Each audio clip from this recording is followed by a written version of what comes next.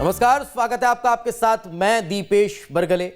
खबरों की शुरुआत करते हैं और इस खास पेशकश में आज बात करेंगे महत्वपूर्ण मुद्दे की। छत्तीसगढ़ से जुड़ी हुई सबसे बड़ी खबर, बात बीजेपी के चिंतन शिविर की। और चिंतन शिविर में डी पुरंदेश्वरी के बयान पर छत्तीसगढ़ में सियासत थम नहीं रही है। अब पुरंदेश्वरी के बिगड़े बोल के खिलाफ सीएम भूपेश बघेल ने खुद मोर्चा संभाल लिया है। बयान को लेकर बीजेपी पर जमकर निशाना साधा। लगे हाथ किसान और ओबीसी दोनों कार्ड भी खेल दिए हैं। बघेल के बयान से साफ हो गया है कि बघेल ने बीजेपी को उसी के हथियार से घेरने की तैयारी कर ली है। जब बीजेपी छत्तीसगढ़ में गांव-गांव जाकर ओबीसी वोटर से मुलाकात करने की रणनीति बना रही है, उस समय पुरंदेश्वरी के बयान को किसानों और ओबीसी वर्ग का अपमान करार देकर बघेल ने बीजेपी को बैकफुट पर धकेल दिया है। बघेल के पलटवार से यह भी साफ हो जाता है कि छत्तीसगढ़ की सियासत में आने वाले दिनों में कौन से मुद्दे छाए रहने वाले हैं। आज हम चर्चा इसी विषय पर करेंगे। खास पैनल हमारे साथ मौजूद रहेगा। पहले ये रिपोर्ट देखिए। छत्तीसगढ़ की सियासत में जुबानी जंग का दौर थम नहीं रहा। शुरुआत बीजेपी के चिंतन शिविर से हुई, जिसमें डी पुरंदेश्वरी के बोल बिगड़े। इसीलिए आग्रह करते हैं हम आप सबको कि आप संकल्प लेके चलें। एक बार अगर आप पीछे मुड़कर थूकेंगे ना, उस थूक में भूपेश बघेल और उनके पूरे मंत्रिमंडल बह जाएगी। इस संकल्प के साथ आज से आपको काम करना पड़ेगा और फिर से आपके परिश्रम से भारतीय जनता पार्टी 2023 में जरूर सत्ता में आएगी। निशाना और यूं कहें कि अपमान सीधे तौर पर राज्य के मुखिया का था, लिहाजा जवाब भी वहीं से मिला। बीजेपी को न सिर्फ संस्कारों का आईना दिखाया गया, बल्कि बघेल ने इसे किसानों के अपमान से भी जोड़ दिया। ये सरकार किसानों की सरकार है। मुख्यमंत्री मैं तो बाद में हूँ, किसान पहले हूँ। और इन्होंने किसानों पे थूकने की बात कही है। किसानों के प्रति इनके पार्टी की भावनाएं क्या है, पूरे देश देख रहा है। किसानों के प्रति, पिछड़े वर्गों के प्रति, अल्पसंख्यकों के प्रति कितनी नफरत है, अनुसूचित जाति जनजाति के प्रति इनके क्या भावनाएं हैं, ये सब लोग देख रहे हैं, और विशेषकर किसान के प्रति। कांग्रेस अब पुरंदेश्वरी के बिगड़े बोल को लेकर सड़क पर उतरने और विरोध प्रदर्शन करने की तैयारी कर रही है। डी पुरंदेश्वरी के द्वारा जिस तरीके से थूकने पर छत्तीसगढ़ की सरकार, कांग्रेस पुरंदेश्वरी के बयान को मुद्दा बना चुकी है, तो वहीं कांग्रेस के विरोध पर बीजेपी ने पलटवार किया है। क्या घेरने में जुटी है इसमें? एक शब्द, एक प्रोनाउंसिएशन में कोई राजनीति होती है? जिसके पास कोई मुद्दा नहीं हो वो एक प्रोनाउंसिएशन में भटकते हैं। और 10 मंत्री को उपस्थित करने का मतलब क्या है? यह एक शक्ति प्रदर्शन है। किसानों के प्रति यदि हित है तो आज छत्तीसगढ़ को अकाल ग्रस्त घोषित करे, आज बिजली कटौती को अभी बंद करे, 2 साल का बोनस अभी तत्काल दे, किसानों को संकट का समय है, नर नारी धान के पैसे का पेमेंट करवाए, खाद की कमी को दूर करे। बीज का तो समय अब निकल गया, जो किसानों के पंप कनेक्शन लंबित हैं उसको तत्काल दे। ये कदम उठाए, वहां रोने के बजाय किसानों का अपमान है, सम्मान। हम लोग भी किसान हैं। चिंतन शिविर में बीजेपी नेता जमीनी कार्यकर्ताओं को रिचार्ज करने में जुटे थे, लेकिन दिग्गजों के फिसले जुबान ने सारे किए कराए पर पानी फेर दिया। सबसे बड़ा नुकसान तो ओबीसी को लेकर होने की आशंका है। ऐसा इसलिए क्योंकि बीजेपी ओबीसी आरक्षण पर एक मुहिम चलाने जा रही है। ओबीसी वर्ग की उन जातियों को जोड़ने की तैयारी है जिनकी संख्या कम है और वो हाशिए पर हैं। लेकिन बघेल ने जिस तरह से पुरंदेश्वरी के बयान को अपमान से जोड़ा है, उससे साफ है कि इस मामले में भी बीजेपी को लीड शायद ही मिल पाए, क्योंकि इस बात से इनकार कौन ही कर सकता है कि भूपेश प्रदेश में ओबीसी के सबसे बड़ा चेहरा है। और शायद इसलिए बघेल ने अपमान शब्द का इस्तेमाल किया, ताकि पुरंदेश्वरी के बयान को ओबीसी का अपमान से जोड़कर देखा जा सके।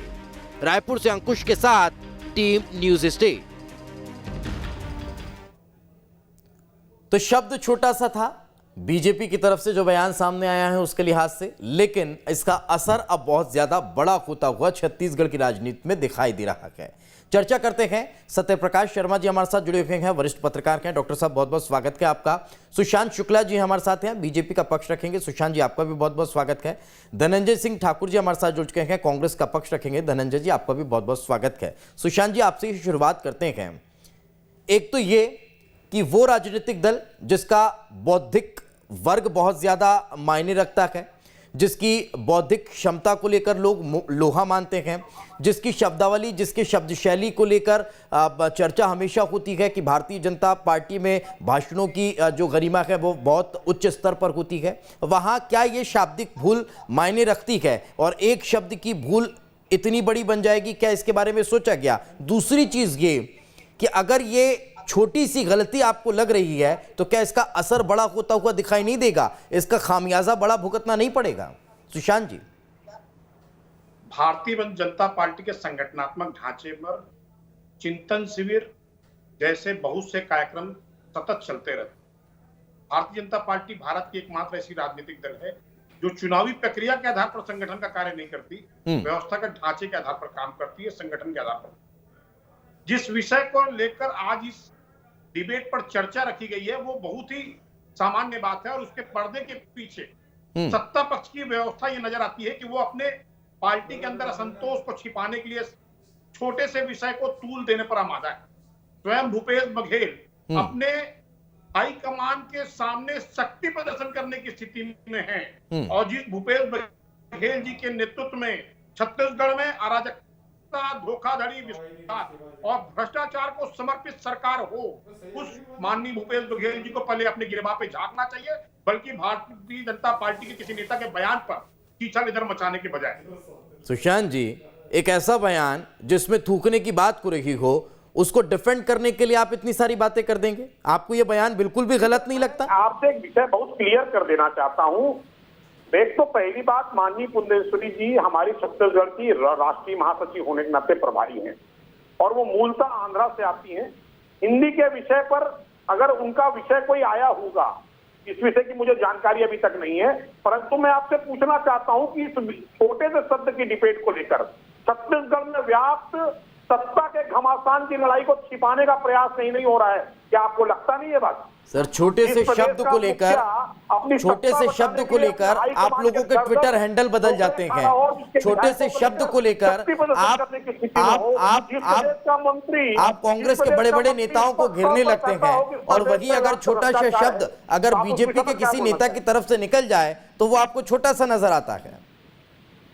मैं आपको बताता हूं, मैं भाषाई तौर पर बहुत संयमित कार्यकर्ता और मैं भारतीय जनता पार्टी का कार्यकर्ता होने के नाते इस विषय पर आपकी आपत्ति पर स्वीकार करता हूं, परंतु ये विषय उतना बड़ा नहीं है जिस विषय को लिया गया है। ये भाषाई प्रॉब्लम के कारण ये बात आ गई है। आप कह रहे हैं बड़ा नहीं है, ठीक है, मैं आपकी बात को मान लेता हूं कि आपके लिहाज से बड़ा आपको नहीं नजर आ रहा, लेकिन आप आज की उस प्रेस कॉन्फ्रेंस को भी तो सुनिए जिसमें मुख्यमंत्री साहब ये कह रहे हैं कि ये छत्तीसगढ़ के किसानों का अपमान है, ये ओबीसी का अपमान है। क्या ये आपके लिए भारी नहीं पड़ेगा? आपका छोटा सा शब्द, आपका, सुन लीजिए सर, पूरा बयान पूरा सवाल सुन लीजिए सर, ये आपका छोटा सा शब्द आपको फिर 5 साल के लिए तो नहीं बैठा देगा? सर, माननीय भूपेश बघेल और कांग्रेस के साथियों की हरकतें हमें वापिस जनादेश की तरफ ले जाएंगी। छत्तीसगढ़ की जनता त्राहिमाम त्राहिमाम का नारा लगा रही है और छत्तीसगढ़ में एकमात्र नारा गूंज रहा है कि अंधेरे नगरी चौपट राजा, और एक तरफ दाऊ भूपेश बघेल, दूसरी तरफ टीएस बाबा। ठीक है सर, आप कितना ही डिफेंड कर लीजिए, लेकिन कांग्रेस तो इस बयान को लेकर अब मैदान में उतरने की तैयारी में है। धनंजय जी हमारे साथ जुड़े हुए हैं। धनंजय जी, क्या प्लान है, किस तरह से घेरने की तैयारी है? और एक बयान वो किसानों का भी अपमान हो गया और ओबीसी वर्ग का भी और तमाम छत्तीसगढ़ वासियों का, कैसे? देखिए दीपेश जी, छत्तीसगढ़ में माननीय मुख्यमंत्री भूपेश बघेल जी की सरकार है जिसको राज्य में एक बड़ी आबादी जो किसान है उन्होंने अपना समर्थन दिया है, पिछड़ा का समर्थन है, अनुसूचित जाति जनजाति एसटी वर्ग का समर्थन है, सामान्य वर्ग का समर्थन है और निश्चित तौर पर एक लोकतांत्रिक प्रक्रिया से चुनी हुई सरकार है, जनमत का से चुनी सरकार है और छत्तीसगढ़ के स्वाभिमान के, छत्तीसगढ़ के कला संस्कृति परंपरा के लिए, छत्तीसगढ़ के किसान के लिए, छत्तीसगढ़ के सभी वर्गों को खुशहाल करने के लिए काम सरकार कर रही है। तो जिस प्रकार से बयानबाजी चिंतन शिविर में डी पुरंदेश्वरी जी के द्वारा दिया गया है, निश्चित तौर पर छत्तीसगढ़ के स्वाभिमान के साथ खिलवाड़ है, स्वाभिमान का अपमान है, किसानों का अपमान है, यहाँ के पिछड़ा वर्ग का अपमान है, यहाँ के अनुसूचित जाति जनजाति एसटी वर्ग का अपमान है। इसका कारण आप समझिएगा। उन्होंने क्या कहा? उन्होंने कहा कि भाजपा के कार्यकर्ता पीछे मुड़कर थूक देंगे तो भूपेश बघेल की सरकार और उसकी पूरी कैबिनेट बह जाएगी। इसका मतलब समझिएगा, हमारे कैबिनेट में कौन कौन है? सतनामी समाज के गुरु जो हमारे लिए पूजनीय है, आदरणीय है, सम्मानीय है, गुरु रुद्र कुमार जी उस कैबिनेट का हिस्सा है और कैबिनेट में मंत्री है, सरकार उनकी सहभागिता है, सरकार का नेतृत्व कर रहे हैं।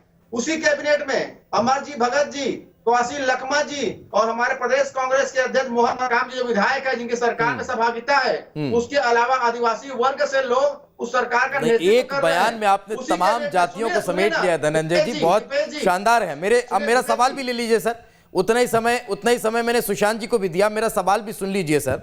अगर पुरंदेश्वरी जी का एक बयान छत्तीसगढ़ वासियों का अपमान है, छत्तीसगढ़ के आदिवासियों का अपमान है, छत्तीसगढ़ के ओबीसी वर्ग का अपमान है, छत्तीसगढ़ के किसानों का अपमान है, तो लालजीत राठिया का बयान क्या देश का अपमान नहीं हुआ?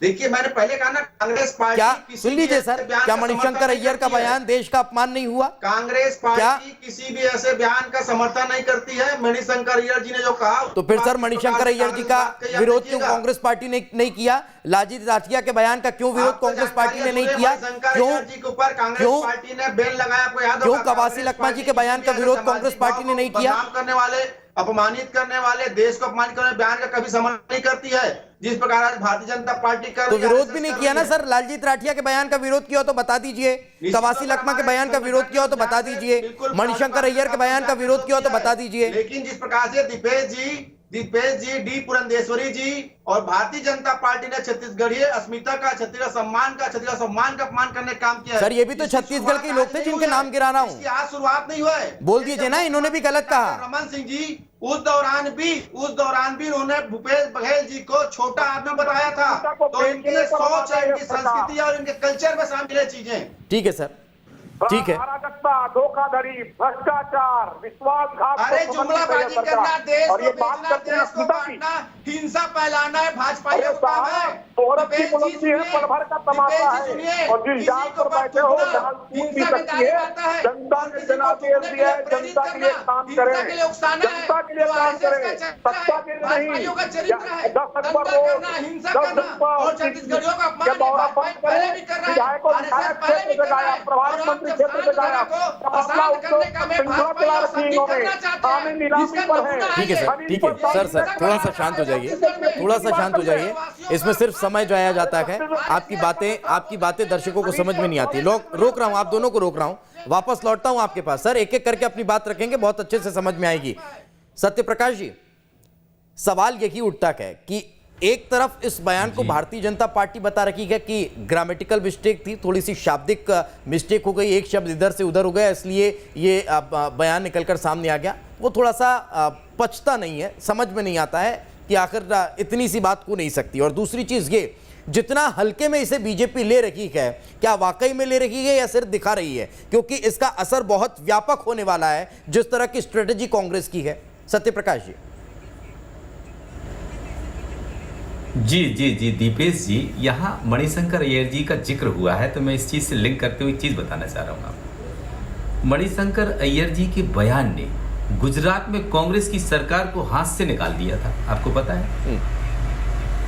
आपको पता है, डी पुरंदेश्वरी भाजपा ऐसी पार्टी की जनरल सेक्रेटरी हैं जो अपने बयानों के लिए देश में पहचानी जाती है, बड़ी शाब्दिक संतुलन में शब्द बोले जाते हैं। और मुझे एक बड़ा आश्चर्य हो रहा है कि भाजपा के लीडर्स या यहाँ बैठे हुए प्रवक्ता जी को भी मैं बोल रहा हूँ कि वो इस भाषा को रिकॉग्नाइज कर रहे हैं उनकी को। मैं जितना भाषा विज्ञान को मैं जानता हूँ, ये इस चीज से कोई ये डिगा नहीं सकता कि भैया वो भाषिक तत्व में गलती हो गई हो, ऐसा नहीं है। हर कोई हिंदी समझता है, तेलुगु समझता है, सब कोई समझता है थोड़ा थोड़ा, तो ऐसा कुछ नहीं। उनने क्या है, उन्होंने कार्यकर्ताओं को अति उत्साह में बोल गई, वो ये बात भी सही है कि अति उत्साह में उन्होंने बोल दिया कि कार्यकर्ता इतने हैं, इतनी बड़ी पार्टी के आप लोग सदस्य हैं कि अगर आप चाहें ऐसा करें तो ऐसा हो सकता है। लेकिन उनने इंडिविजुअली भूपेश बघेल का नाम लिया, पूरे कैबिनेट को कहा। अब आपको बताएं, जब कोई दूसरी पार्टी होती है, अपोजिशन पार्टी हमेशा अपनी दूसरे विपक्षी दल के बयानों का फायदा उठाने में कोई कोर कसर नहीं छोड़ती है। तो अगर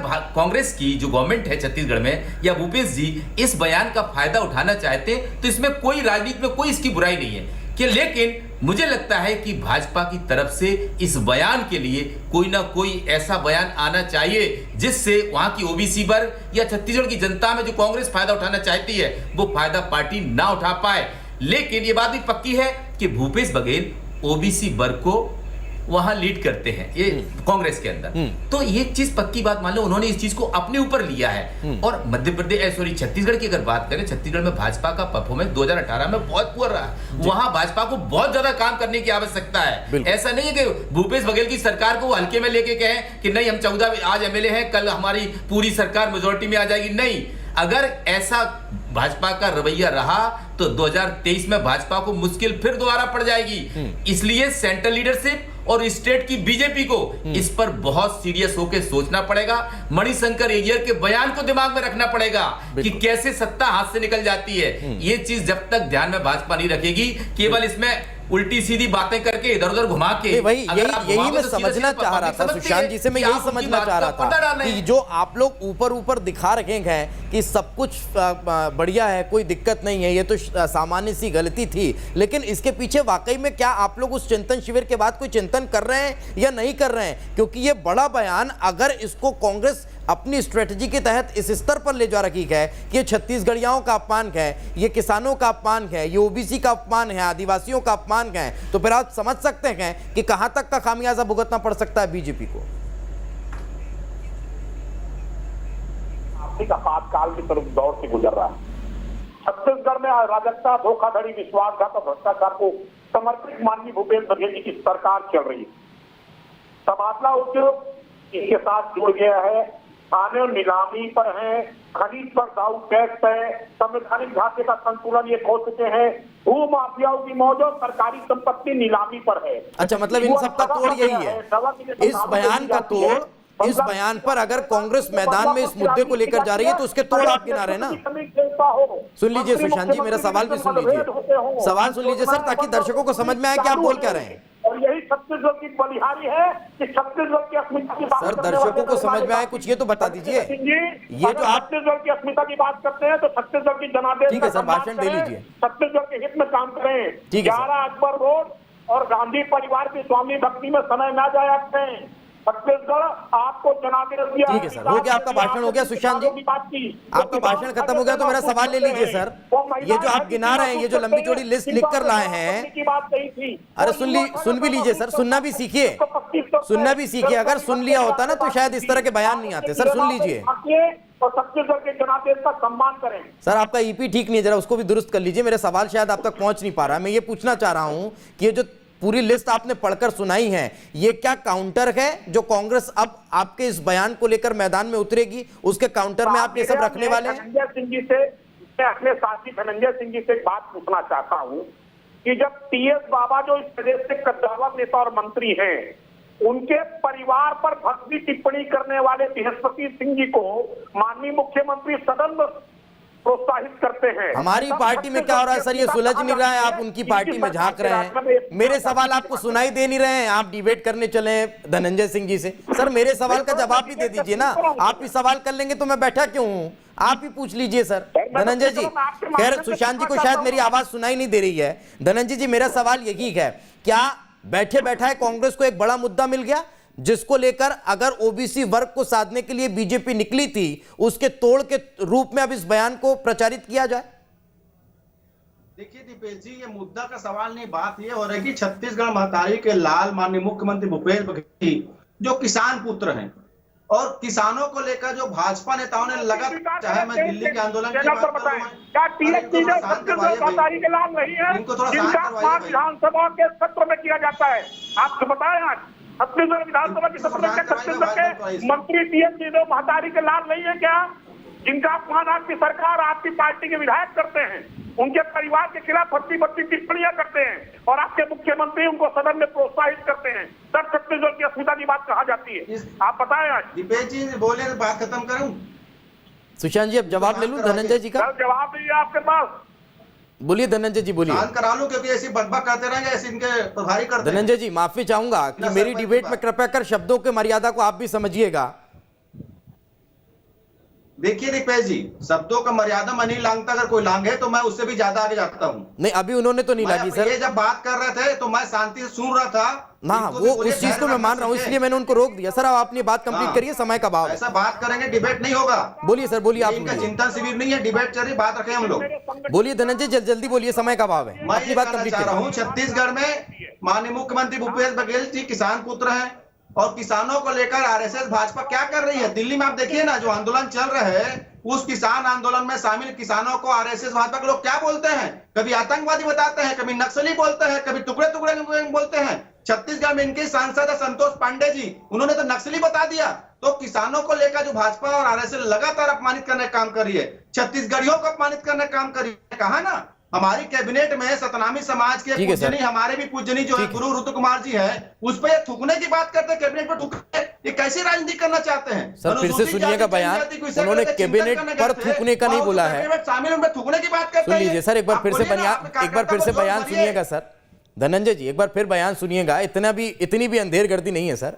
कैबिनेट पर थूकने का नहीं बोला था, उन्होंने ये कहा था कि थूकेंगे तो बह जाएगी। खैर ठीक है सर, थोड़ी बहुत चीजों को बोल्ड किया जा सकता है, इस स्तर पर नहीं होती हैं। मैं लौट रहा हूं आपके पास। सत्यप्रकाश जी, एक बड़ा कमेंट कहीं ना कहीं मैं इस लिहाज से चाहता हूं कि हर राजनीतिक दल बयानबाजी करता है, उन बयानों में वही राजनीतिक दल उलझता भी जाता है, कार्रवाई की बात होती है दिखाई देती नहीं है। लेकिन ये स्तरहीन जो बयान लगातार सुनने को और देखने को मिल रहे हैं, ये कब सुधर सकते हैं? क्या इस पर राजनीतिक दलों को कोई चिंतन मंथन करना चाहिए, जो होता नहीं है? बिल्कुल बिल्कुल दीपेश जी, एक चीज मैं बता दूं, इस समय सेंट्रल लीडरशिप बीजेपी की रिजर्व कैटेगरी के लोगों को आकर्षित करने के लिए फूक कदम रख रही है और फोकस कर रही है 2024 के चुनाव और राज्यों की विधानसभा चुनाव के लिए।